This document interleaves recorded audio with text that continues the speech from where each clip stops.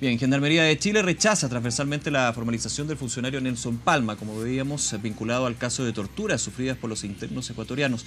Queremos conversar de esta situación de violencia al interior de las cárceles. Para eso nos acompaña Luis Roblero, capellán nacional de Gendarmería. Padre, muchísimas gracias por acompañarnos. Bienvenido. Gracias, Nicolás. A ver, primero quería tomar las declaraciones que hizo el presidente de la ANFUP, de la Asociación de Funcionarios. Dice, la realidad carcelaria colapsó. ¿Usted está de acuerdo con esa frase? Yo creería que sí.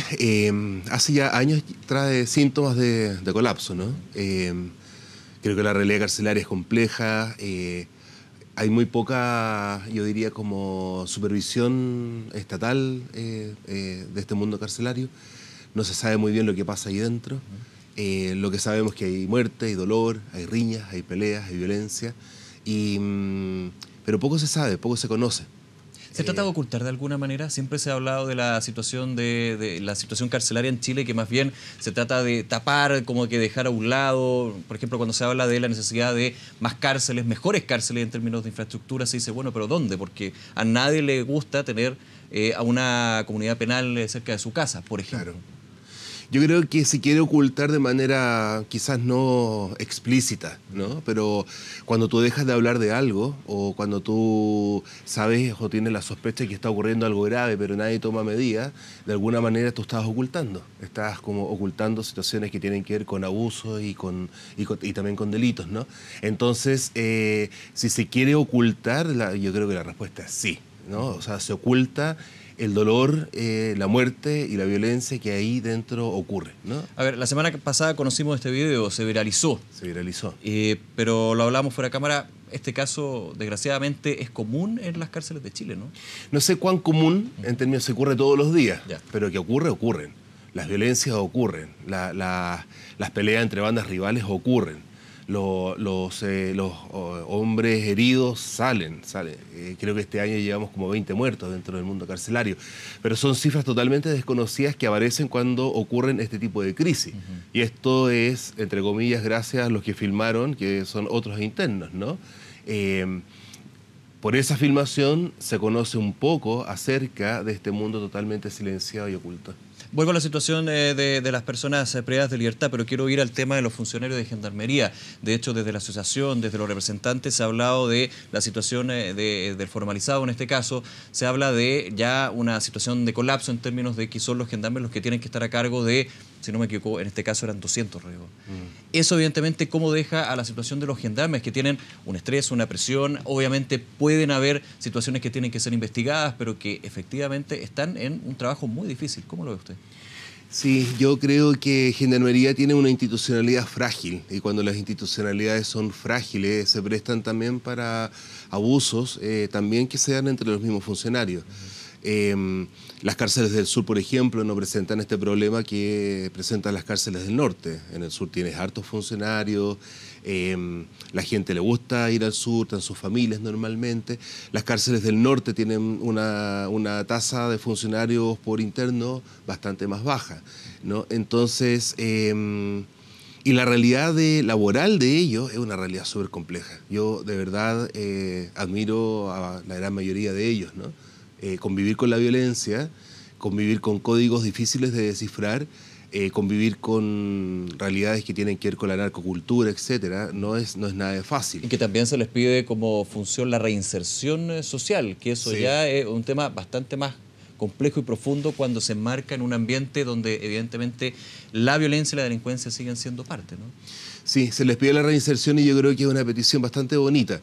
Yo creo que los gendarmes y las gendarmes en general conocen bastante bien a los privados de libertad. Conocen su mundo, conocen sus códigos, conocen sus familias porque, digamos, son clanes que van y entran en el mundo carcelario. Y también yo creo que para hacer una buena reinserción hay que conocer muy bien este mundo y hay que convivir con este mundo. Aquí no nos sirve mucho una política de escritorio, de computador, sino que hay que haber convivido, conocer sus códigos, conocer sus culturas, conocer cómo son sus niveles de violencia para poder también saber qué hacer y cómo trabajar con ellos. Ahora, es bueno también, aunque yo sé que puede doler un poco, pero no tenemos una política de reinserción clara como Estado. ¿Qué le falta a esa política? No le podemos política? pedir a Gendarmería que haga lo que el Estado de Chile no ha intencionado. Y eso es muy grave. ¿Y qué le falta a esa política? ¿Que el Estado efectivamente participe en una política, valga la redundancia, de reinserción, o hay de alguna manera una mirada a nivel institucional que no está funcionando?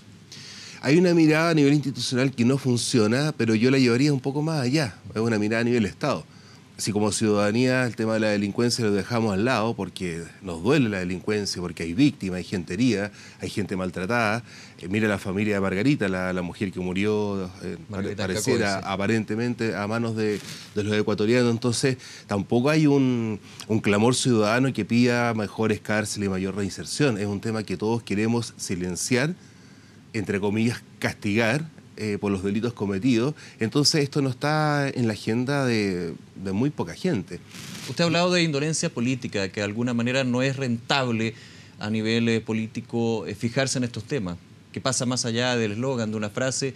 No hay una visión desde lo político, no solamente los partidos, no solamente los parlamentarios, sino del mundo político en general para solucionar este tipo de problemas. No es rentable, yo leí una entrevista suya. Uno ve iniciativas bonitas.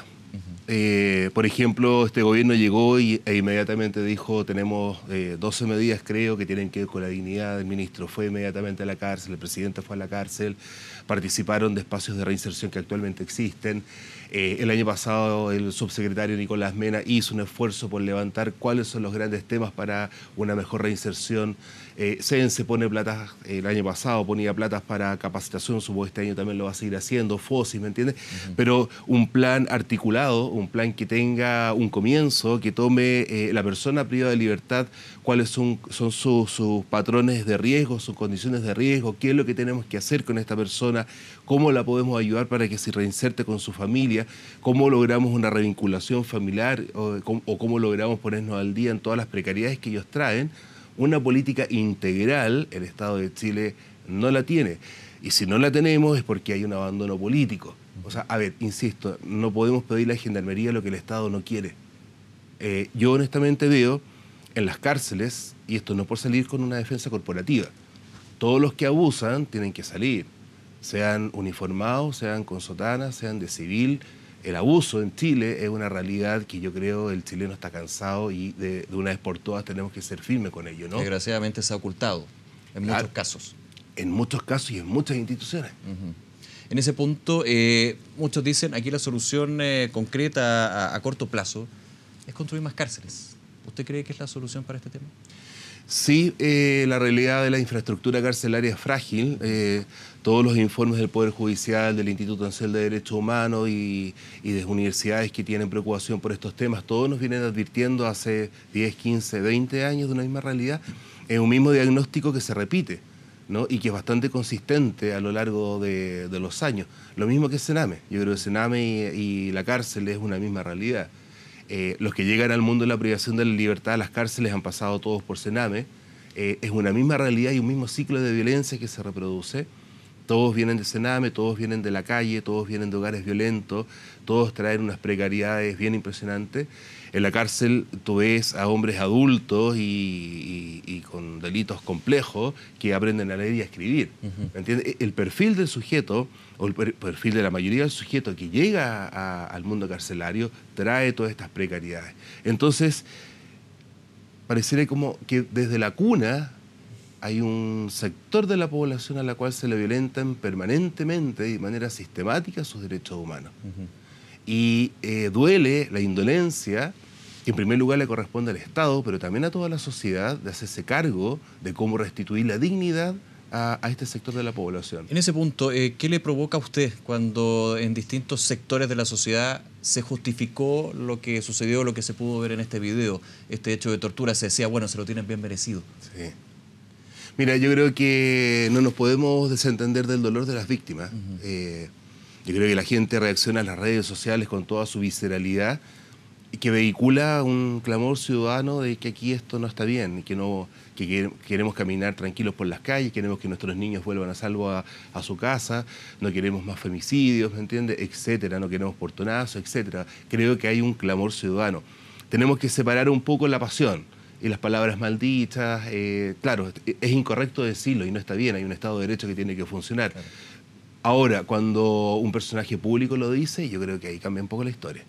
Yo creo que cuando uno en cámara de alguna manera justifica esto, es de alguna manera incitar al odio y también de alguna manera es como desautorizar el Estado de Derecho. El Estado de Derecho tiene sus normas, tiene sus tiempos, tiene sus procedimientos. Partiendo perdón, en el argumento que se da en ese punto de que el Estado de Derecho no está funcionando. Por ende, cuando se da este tipo de situaciones, por lo menos, de alguna manera va supliendo lo que el Estado de Derecho no ha logrado. ¿En el mundo carcelario? En el mundo carcelario. Es muy frágil el Estado de Derecho. Es muy frágil.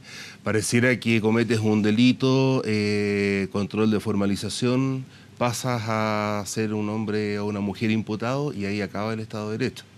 Y claro, me lo podrán refutar de mil maneras, pero el video te muestra lo que ocurre dentro de una cárcel. Si tú te comparas con una cárcel, por ejemplo, no sé, de un país, digamos, no sé, de África, no tengo idea, no los quiero ningunear, pero de alguna manera uno puede decir, oye, el sistema nuestro funciona. Pero yo me pregunto, un país como el que queremos ser nosotros, que se enorgullece estar en la OECD, tener $27.000 per cápita, etcétera, yo creo que no se puede dar estos lujos que terminan con la vida de personas que están privadas de libertad, pero no de sus derechos fundamentales. Padre Luis Obrero, muchas gracias nuevamente por acompañarnos y hablar de este tema. Muchas gracias a ti. Muy bien, buenas tardes. Igualmente.